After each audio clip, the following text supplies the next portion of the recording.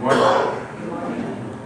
I invite you first to recall that after King Solomon died, his kingdom was split into two parts.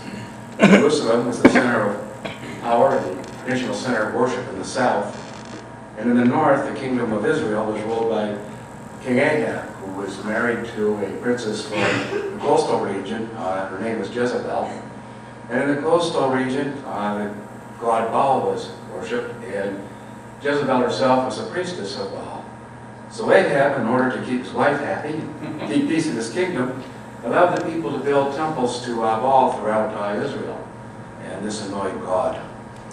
So God sent Elijah to Ahab and said, unless you change your ways, there will be no rain, no water, no dew, nothing, not for 3 years. And 3 years later, Elijah comes back to see if they've changed their ways. And they haven't. And he gets into a trial with the priests of Baal, 450 of them, to see who can make the rain come. And those 450 people failed.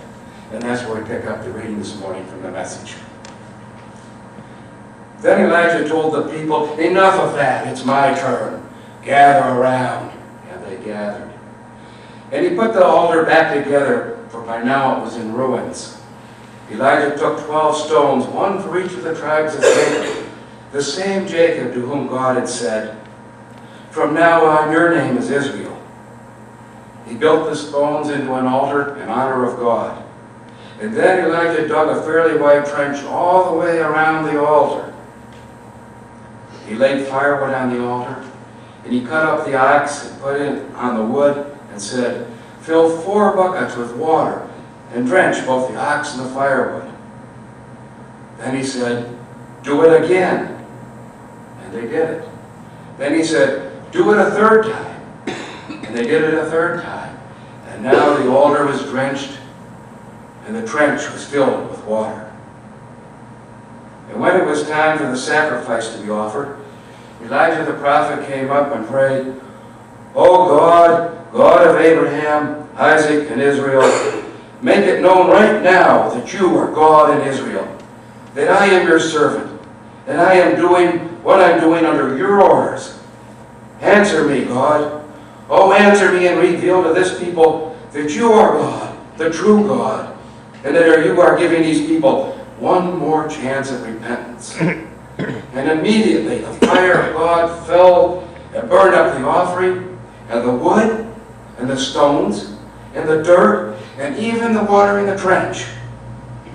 And all the people saw it happen, and they fell on their faces in awed worship, exclaiming, God is the true God! God is the true God! Thus ends our reading. Thanks be to God. Amen.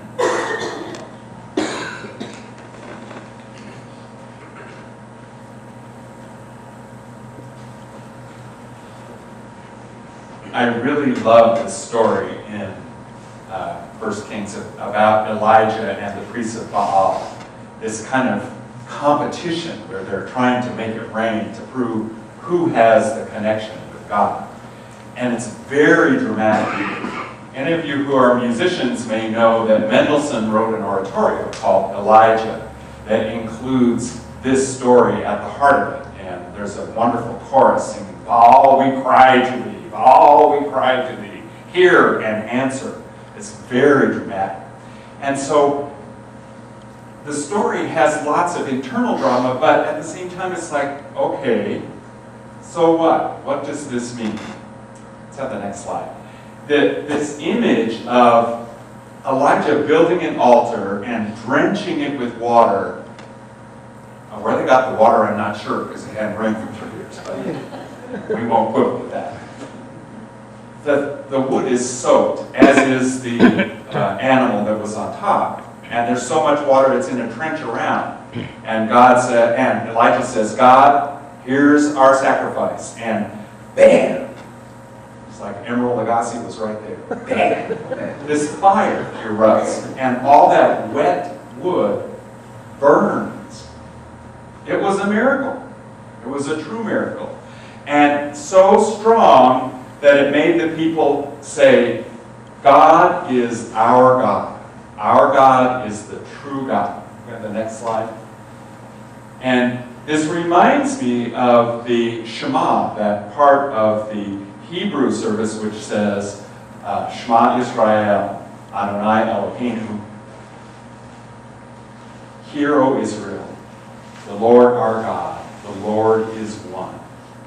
God is the true God. Well, it seems to me that Elijah was asking the people of Ahab's kingdom to choose life rather than death. That they were worshiping things that probably were not what they should be worshiping. It comes down in the biblical passage to one God against the true God. But when we think about our own lives, next slide, we can see the things that we worship, the things, how is it that we get caught up in choosing things that don't bring us life? We have these sticky notes everywhere about where to go, what to do, how do I take care of this? I get sucked into some scheme to become wealthy.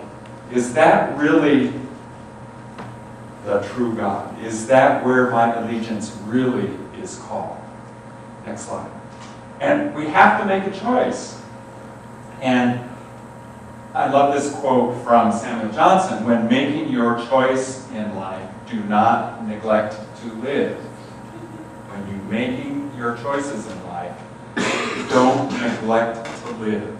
Choose life. Choose what brings you into right relationship with God. Choose what is good for the community. Choose that which gives you a sense of accomplishment, well-being. Choose life. Next slide.